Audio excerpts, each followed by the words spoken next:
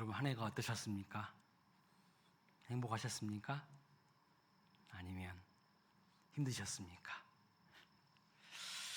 우리가 이제 한 해의 마지막 이제 끝자락에 서서 이런 질문을 하게 됩니다. 나는 올해 무엇에 진력했는가? 무엇에 힘을 쏟으며 살았는가? 그리고 다가오는 새해에는 또 내가 무엇에 진력해야 하는가? 그런 생각들 다 하시죠? 네. 생각을 하고 사셔야 됩니다. 네. 하나님 안에서 계획을 잘 세우셔야 돼요. 사도 바울은 에베소서 3장에서 이 질문에 분명한 방향을 우리에게 제시해 주고 있습니다. 오늘 본문은 에베소서에 기록된 사도 바울의 두 번째 기도 내용입니다. 첫 번째 기도는 에베소서 1장에 있어요. 오늘 두 번째 사도 바울의 기도인데, 이 기도를 본격적으로 시작하기에 앞서서 14절 말씀 보면 이렇게 말씀합니다. 이러므로 내가 하늘과 땅에 있는 각 족속에게 이름을 주신 아버지 앞에 무릎을 꿇고 비노니. 무릎을 꿇고 빈다는 것은 기도한다는 뜻이죠. 기도한다는 뜻이에요. 그런데 그 앞에 보시면 이러므로라는 접속사가 있어요. 기도할 수 있는 이유가 그 앞에 나와 있다는 거예요. 이런 이유가 있어서 내가 그래서 무릎을 꿇고 빈다, 이렇게 말합니다. 그래서 12절 말씀 보세요. 우리가 그 안에서 그를 믿음으로 말미암아 담대함과 확신을 가지고 하나님께 나아감을 얻느니라. 우리가 기도할 수 있는 건 뭐라고요? 예수 안에 거하기 때문에 기도할 수 있다는 거예요. 예수님 안에 거할 때에 담대함과 확신을 가지고 나아갈 수 있는 겁니다. 이것이 바로 우리에게 주신 은혜라는 거예요. 여러분, 아무나 기도 못합니다. 예수 안에 있는 자가 기도하게 돼 있어요. 예수 안에 있으면요, 담대함과 확신을 가지고 은혜의 보좌 앞을 향하여 나아갈 수가 있어요. 그래서 기도는 의무가 아니라 믿는 자에게 주시는 은혜이자 특권이에요. 특권. 아무나 기도 못합니다. 그런데 여러분, 이 기도를 드리고 있는 지금 바울은 어떤 상황입니까? 감옥에 있어요. 감옥에. 에베소서는요, 대표적인 옥중서신입니다. 감옥에서 쓴 편지예요. 감옥에 있다는 말은요, 사방이 다 막혀 있다는 뜻이에요. 하지만 하늘은 뚫려 있었어요. 사도 바울은 사방이 다 막혀 있는 것 같아도 하늘을 향한 길은 열려 있는, 뚫려 있는 사람이었습니다. 그래서 그는 기도할 수가 있었어요. 진짜 답답한 인생은요, 사방이 막힌 인생이 아닙니다. 사방은 열려 있는데 하늘이 막혀져 버린 인생이 답답한 인생들이에요. 여러분은 어떠십니까? 하늘 문이 열려 계십니까? 하늘 길이 열려 있습니까? 그렇지 않으면 답답한 인생이에요. 열심히 뭔가를 해도요, 안 돼요. 우리 모두는 하늘이 열려 있는 자들 되시기를 주님의 이름으로 축복합니다. 하늘이 열려야 길이 보이는 거예요. 하늘이 열려야. 새해에는 더욱 하나님 앞에서 나아가 하늘 문을 열고 기도하심으로 말미암아 큰 은혜와 복을 받으시는 저와 여러분 되시기를 주님의 이름으로 축원합니다. 아무리 힘든 고난과 풍파가 있을지라도 기도할 수 있다면 그 사람의 인생은요, 절망 가운데 좌절하지 않고 다시 또 일어나게 돼요. 기도하는 사람은요, 내일의 희망이 있는 거예요. 의인은 7번 넘어져도 8번 일어난다고 했어요. 7번 넘어져도 8번 일어나요. 하나님께 부르짖어 기도하는 인생은요, 막힌 길이 뚫리게 되는 은혜를 받게 됩니다. 인생길이 뚫리기 전에, 그런데 기도길이 먼저 뚫려야 돼요. 기도의 문이 열려야 돼요. 그래서 새벽 기도 때는요, 좀 조용히 묵상으로 기도하시더라도 금요 기도회에 오셔서 통성으로 소리를 내면서 합심하여서 기도하는 것이 좋습니다. 여러분, 고속도로를 탁 내려면요, 산에 다이나마이트를 설치해가지고요, 길을 뚫어요. 그런 것처럼 부르짖어 기도함으로 막혀있는 기도의 문을, 기도의 길을 뚫어야 돼요. 너무 조용조용히 기도하지 마세요. 합심하여서 인도자가 통성으로 기도하자고 했는데도 입을 안 열어요. 기도할 때 뭘 기도해야 될지 모르겠어요, 목사님. 그러면 계속 여러분 주여만 부르세요. 주여라도 계속 부르세요. 여러분의 마음에 있는 소원을 하나님 다 아셔요. 입으로 주저리 이야기하지 않더라도 계속 하나님을 불러보세요. 어느 순간요, 기도길이 뻥 뚫리게 돼 있어요. 그래서 통성 기도를 통해서 기도의 길이 난 사람이요, 묵상 기도도 잘합니다.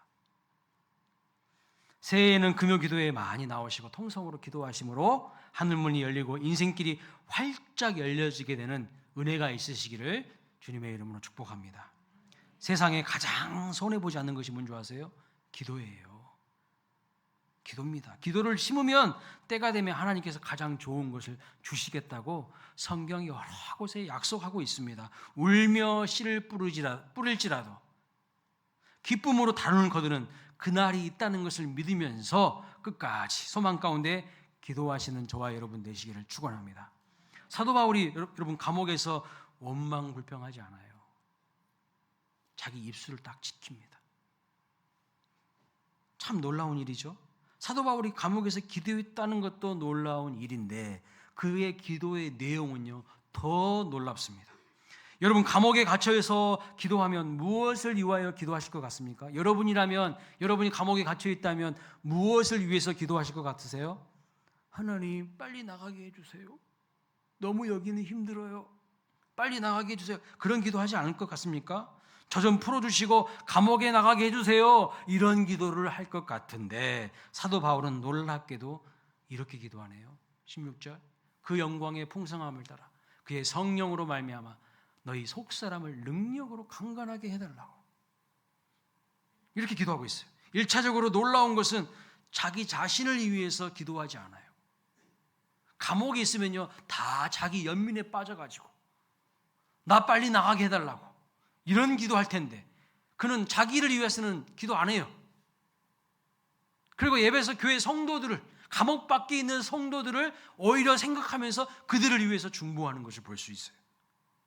그래서 2차적으로 놀라운 것은 에베소 교회 성도들을 위해서 기도하는데 그들의 환경이나 그들의 조건이 바뀌게 해달라고 기도하는 게 아니라 그들의 속사람이 잘 되기를 기도한다는 겁니다. 속사람이. 여러분, 우리에게 속사람이 있는 거 아세요? 겉사람만 있는 게 아니라 속사람이 있어요. 성경은 이것을 분명하게 구별하고 있습니다. 고린도후서 4장 16절, 그러므로 우리가 낙심하지 아니하노니 우리의 겉사람은 낡아지나 우리의 속사람은 날로 새로워지는도다. 이 은혜와 신비를 경험하게 되시기를 주님의 이름으로 축복합니다. 우리의 속사람이 날로 새로워져야 돼요. 겉모습은요, 겉사람은 멀쩡한데 속사람은요 텅 비어있고 비실비실한 사람들 많습니다. 겉은 바쁜 것 같지만 속은 텅 비어있는 사람들이 많아요. 새해에는 무엇을 더 얻을까 그것을 생각하고 구하기보다는 내 속사람이 더욱 강건해지길 위해서 기도하시기 바랍니다.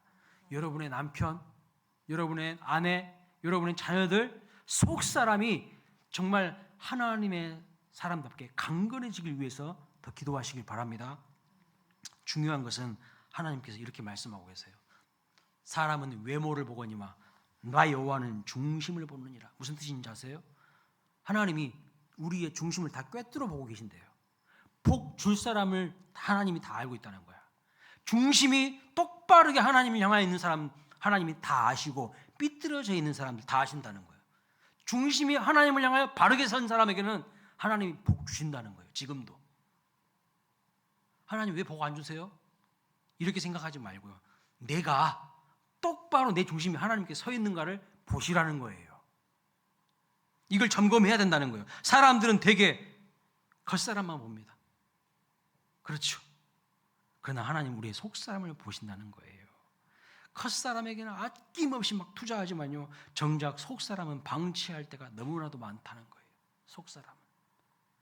그래서 겉으로는 멀쩡해 보이지만 속이 아프고 병든 사람들이 상당히 많습니다. 속이 아픈 사람들. 근데 우리 예수님은 정반대셨네요. 예수님이 광야에서 40일 동안 뭐 하셨어요? 금식기도 하셨어요. 그러면 여러분 얼마나 배고프고 굶주리시겠습니까? 힘이 하나도 없는 상태였습니다. 예수님 분명히 육체적으로는요 배고프신 상태였어요. 그래서 영어 성경을 보면 He was hungry 이렇게 표현하고 있어요. 근데 거기 생략된 단어가 있습니다. 뭐냐면 physically hungry, 육체적으로 배고팠다는 거예요. 그러나 영적으로는요 그 어느 때보다도 강건하셨어요. 40일 금식기도 하시고 예수님은요 영적으로 엄청나게 강한 상태였습니다. 그러니까 마귀의 유혹도 다 제압하신 거예요.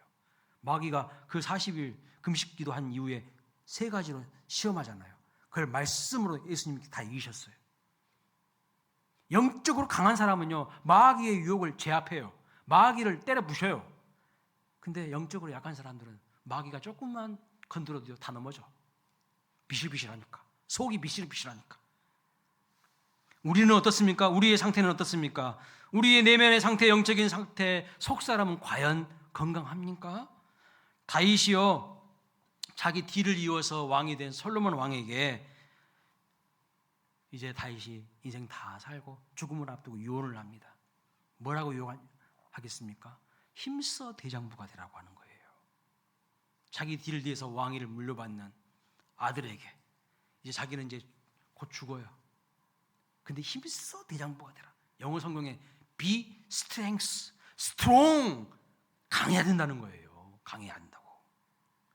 모세도 그의 후계자 여호수아에게 뭐라고 말합니까? 오직 강하고 극히 담대하라 이렇게 말하고 있어요. 여호수아 1장 7절에 모두 다 속사람이 강해져야 한다는 것을 말씀합니다. 그런데 그 비결을 다윗과 모세가 똑같은 것을 말하고 있어요. 이야, 다윗이 모세와 동시대 산 사람도 아닌데 모세도 그렇고 다윗도 그렇고 똑같은 이야기를 해요. 이렇게 해야 내 속사람이 강해질 수 있다는 거예요. 뭡니까? 여호수아 1장 7절 8절 그 율법을 다 지켜 행하고 그 율법책을 내 입에서 떠나지 않게 하라는 거예요. 하나님 말씀 묵상하고 하나님 말씀 가까이 하고 하나님 말씀을 읊조리고 암송하고 계속 그렇게 하라는 거예요. 그것이 네가 잘되고 형통해지고 강해지는 비결이다. 분명히 말씀하고 있어요. 왕이라는 자리보다 지도자라는 자리보다 더 중요한 것은 그 역할을 감당할 수 있는 내면의 강인함이 있어야 한다는 거예요. 그런데요 많은 사람들이 그럽니다. 위치를 구해요. 자리를 구해요. 자리를 탐합니다. 그런데 그 자리 줘봤자 제대로 하지도 못해요. 왜요? 속이 다 비실비실거리거든. 다 유혹에 넘어가 버리거든. 견고하지 못해요. 다윗 왕도 아들 솔로몬에게 이것을 강조합니다. 속사람이 강해지는 비결, 진정 강해지는 비결이 무엇인가? 열왕기상 2장 3절에 먼저 힘써 대장부가 되라고 말한 다음에 그 바로 다음 구절에 그 비결을 이렇게 말하고 있어요. 읽어보겠습니다. 시작. 내 하나님 여호와의 명령을 지켜 그 길로 행하여 그 법률과 계명과 율례와 증거를 모세의 율법에 기록된 대로 지키라. 그리하면 내가 무엇을 하든지 어디로 가든지 형통할지라. 아멘. 그랬어요. 믿으십니까? 잠언 1장 7절 잠언 말씀을 보면요 여러 번의 반복해서 하나님 뭐라고 말씀합니까? 여호와를 경외하는 것이 지혜의 근본이거든. 미련한 자는 지혜와 훈계를 멸시한대요. 하나님 말씀 멸시하는 것들이 미련한 자들이라는 거예요. 그런데 많은 사람들이요 하나님의 말씀을 동네 아줌마들, 동네 아저씨들 이야기보다 더 귀담아 듣지 않습니다. 이게 심각한 거예요. 하나님 말씀 무시해요. 잘 될 수가 없습니다. 그리고 많은 사람들이 자리만 탐합니다. 위치만 탐합니다. 실제로 그 자리에 가면요 아무것도 못해요. 비실비실거립니다. 왜요? 하나님의 말씀으로 내공이 다져져 있지 않기 때문에. 하나님의 말씀으로 내면 세계가 질서가 잘 다져져야 되는데 하나님의 말씀으로 내면 세계가 다져져 있지 않아요. 성령 충만함으로 훈련되어져 있지 않기 때문에 온갖 유혹과 시험에 다 넘어져 버립니다. 마귀가 조금만 유혹해도 다 넘어져 버려. 사랑하는 여러분, 뭔가 자리나 특별한 위치에 오르기보다는 더 중요한 것, 여러분의 속사람을 강건하게 하시기를 바랍니다. 그렇기 위해서 하나님의 말씀을 가까이 하시기 바랍니다. 오늘 말씀은 한 가지 비결을 더 말씀해 주고 있어요. 우리의 속사람이 강건해져야 되는데, 우리의 속사람을, 우리 중심을 보시고 하나님은 복을 주시기도 하고요, 높은 자리에 세우시기도 하는 거예요. 근데 속사람은 다 비실비실 하는데 자리만 탐하고 있다는 거, 이게 진짜 문제예요. 속사람을 강건하게 할 수 있는 비결을 오늘 본문에서 뭐라고 하는가? 16절에 그의 성령의 능력으로 말미암아라고 말씀하고 있어요. 강건함의 원천은 나에게 있지 않다는 거예요. 나에게 강건함의 원천이 있는 것처럼 교만 떨지 말라는 거예요. 나의 의지나 단순한 결심이 아니라 성령께서 나의 지성과 감정과 의지를 완전히 다스리도록 맡겨야 된다는 거예요. 근데 많은 사람들이 자기 안에 뭔가 대단한 것이 있는 것처럼 폼 잡고 있어요. 마귀는요, 그거 우습게 여깁니다. 사도행전 2장에 보면요, 오순절날 마가의 다락방에 모여서 120문도가 뭐 했습니까? 전심으로 합심하여서 기도하지 않았습니까? 그럴 때 그들에게 성령이 임하였어요. 그리고 어떤 일이 일어납니까? 성령 받은 그들의 영혼이요, 담대해졌어요. 담대해졌어. 권능을 받았습니다. 오직 성령이 너에게 임하시면 너희가 권능을 받고 그랬잖아요. 예루살렘과 온 유대와 사마리아 땅 끝까지 이르러 내 증인이 되리라고 그랬어요. 권능을 받았어요. 담대해졌습니다. 그래서 나가서 부활하신 예수님을 전하는 데 있어서 주저함이 없었어요. 예수님 잡히실 때 다 도망가 버리고 다 저주하고 부인하던 자들이 성령 충만함을 받으니까 담대하게 하나님의 큰 일을 말하는 자들로 바뀐 것을 사도행전 2장은 기록하고 있습니다. 원래 사도행전 1장과 2장에서 제자들의 모습은, 제자들의 마음은 어떻습니까, 여러분? 큰 두려움과 인생의 공허함과 허무함에, 상실감에 사로잡혀 있었어요. 왜요? 함께 동고동락하던 예수님이 부활하시고 승천하셔서 하나님 보좌 우편으로 올라가셨으니까 예수님이 눈에 안 보여요. 따르던 지도자가 없어요. 눈에 안 보여. 얼마나 큰 상실감입니까? 더군다나 함께 의지했던 가룟 유다가 예수님 팔아버리고 그 죄책감에 스스로 목숨을 끊었어요. 자살했어요. 그러니까 또 여기서 오는 충격과 상실감과 공허함과 허전함과 두려움은 얼마나 컸겠어요? 근데 어떻게 이 모든 것을 극복합니까? 예수님 말씀대로 예루살렘을 떠나지 않고 마가의 다락방에 모여서 모두가 전심으로 합심하여서 기도할 때 성령이 임하셨고 그 성령 충만함을 받은 예수님의 제자들은요, 하나님의 큰 일을 말하는 사람들로 담대해졌어요. 돈이 많아져서 담대해진 게 아니에요.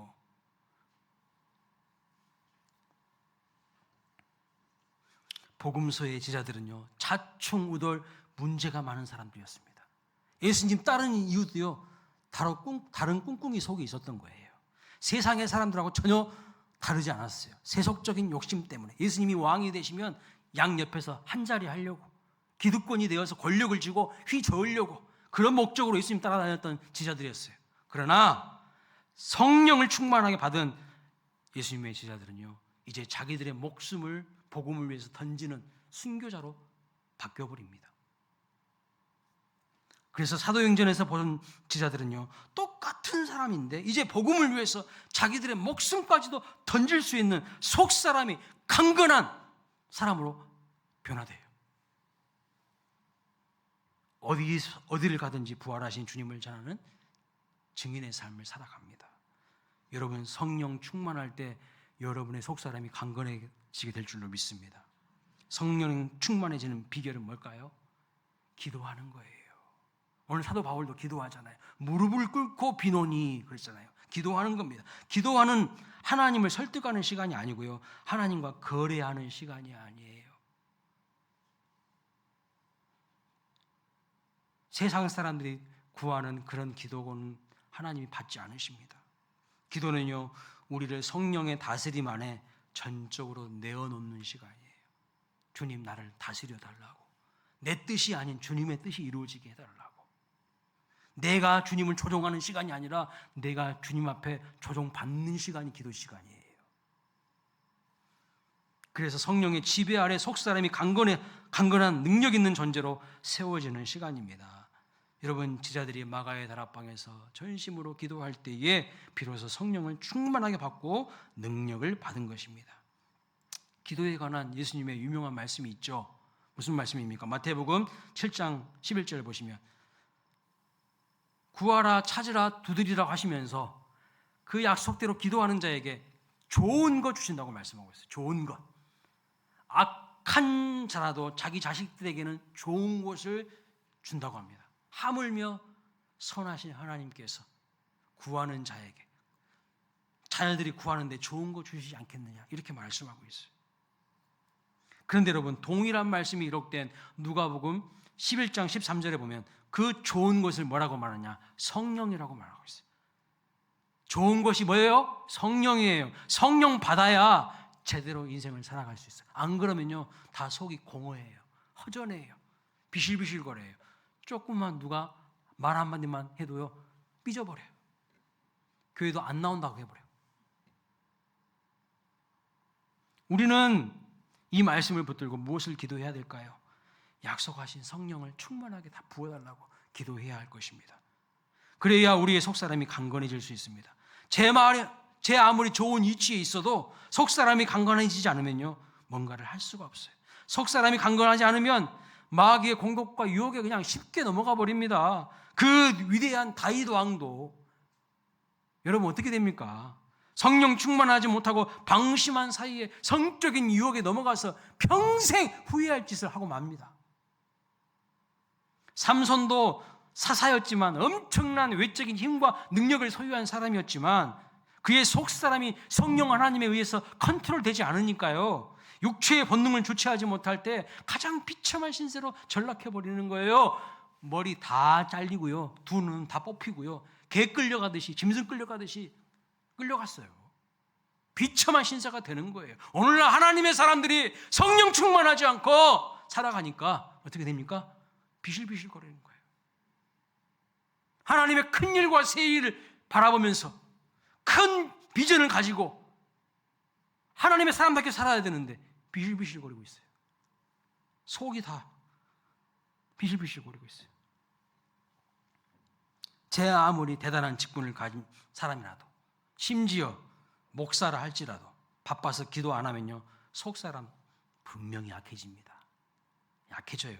세상 일에 기도가 밀리고 우선순위가 되지 않으면요, 속사람 강건해질 수가 없어요. 마귀의 유혹에 다 넘어가게 됩니다. 그만큼 기도는 중요한 거예요. 여러분, 그냥 할 일 없는 사람이 기도하는 게 아닙니다. 2026년도 여러분, 많은 일을 하려고 하기보다는 더 하나님 앞에 무릎 꿇는 일에 진력하시기 바랍니다. 내가 더 자주 무릎 꿇는 사람이 되겠다고 결단하시기 바랍니다. 일은 하나님이 하시는 거예요. 부흥은 하나님이 주시는 거예요. 기도가 약해질 때 세상이 강해지는 것이 아니라 우리 자신이 약해집니다. 그래서 기도는 믿는 자의 선택이 아니라 생명줄이라는 거예요. 생명줄. 생명의 기도줄 약해지면요, 추락하는 것은 금방이에요. 끈 떨어진 연 보세요. 비실비실 거리다가 추락해요. 기도하지 않고 스트레스, 환경과 상황이 힘들고 어려움, 인생의 고난, 여러분 어떻게 이기실 건가요? 어떻게 이기실 겁니까? 내 힘으로 이길 수 있다는 그 교만한 마음을 버리고 주님을 붙드셔야 한다는 거예요. 건강한 삶을 살아가는 비결, 은혜 충만한 삶을 살아가는 비결, 복음받는 비결은 다른 것 없어요. 하나님 붙들고 기도하는 거예요. 기도하는 거. 교회 부흥도 마찬가지입니다. 이벤트 많이 하고 행사 많이 하면 교회 부흥될 줄 아십니까? 천만의 말씀, 완전한 착각과 오해입니다. 기도하지 않고 하는 모든 이벤트나 프로그램은요, 우리를 지치게 합니다. 번아웃되게 해요. 2026년도 교회 트렌드라는 책이 있어요. 제 기억으로는 2023년도부터 이런 책이 나와요. 2023년도 교회 트렌드, 2024년도 교회 트렌드. 새해가 될 때 꼭 이 책이 나와요. 그래서 교회의 방향을 딱 제시해 주는 책인데, 목회 데이터 연구소에서 데이터를 가지고 분명하게 가르쳐 주고 있어요. 그냥 주먹구구식이 아니에요. 근데 그 책에 보니까요, 부흥하는 교회의 특징을 소개하는데 뭔가를 많이 하기보다는 선택과 집중을 잘하는 교회라는 거예요. 가장 중요한 교회의 본질, 목회의 본질을 추구하면 된다는 거예요. 성도나 목회자 할 것 없이 많은 사람들이요, 교회 행사하다가, 교회 이벤트 하다가 지쳐버리고 힘을 잃어버려요. 번아웃돼요. 탈진돼요. 그런데 여러분, 목회의 본질이 뭡니까? 교회의 본질이 뭡니까? 이벤트입니까? 행사입니까? 아니에요. 말씀과 기도입니다. 말씀과 기도예요. 말씀과 기도가 어쩌다 한 번씩 하는 이벤트가 아니라 이것이 생활화되면 그것이 교회의 부흥의 동력인 거예요. 개인의 삶도 능력 있게 살아가는 비결이 말씀과 기도에서부터 오는 거예요. 그래서 말씀과 기도가 기본적으로 생활화되어 있는 그 공동체는요, 그 다음에 뭐 어떤 이벤트를 하든지 어떤 행사를 하든지 괜찮아요. 잘할 수 있어요. 그런데 성령 충만하지 않는 사람들이 일하니까, 이벤트하고 교회 행사하니까 입에서 나오는 게 뭐예요? 원망이고 불평이에요. 지쳤다는 이야기 많은 거예요. 말씀과 기도로 충만하게 하나님께 공급받고 충전받고 연결되어 있으면 이벤트해도 괜찮아요. 행사해도 괜찮아요. 그것이 오히려 기쁨이에요. 그런데 말씀과 기도가 안 된 사람들이 행사하고 이벤트하고 이렇게 하다가 원망불평하고 교회 다 어지럽혀요. 오히려 이게 현실이라는 거예요. 이런 내용들을 데이터로 객관적으로 분석해서 책에 기록했더라고요. 아주 탁월한 분석이었습니다. 중요한 건 뭐냐면 이벤트가 교회 살리지 않는다. 프로그램이 생명력을 주지 않는다. 말씀과 기도가 삶이 될 때 교회는 살아 움직입니다. 여러분 개인의 인생도 마찬가지예요. 말씀과 기도 없이 뭔가 잘 될 것이라 그런 기대는 버리세요. 말씀과 기도 없이 뭔가 복이 왔어. 뭔가 내 눈에 복이 뭔가 좋은 것이 왔어. 그거는요 저주일 수 있어요. 더 하나님으로부터 멀어지게 해요. 그것 때문에. 복이 아니에요. 여러분 아무리 큰 능력과 기적을 경험했어도 속사람이 강건하지 않으면요 오히려 그 큰 능력과 기적을 본 이후에 시험에 들 수 있다는 거 아십니까? 엘리야가 대표적인 사람입니다. 갈멜산에서요 850대 1로 영적 전투에서 대승을 거뒀어요. 예?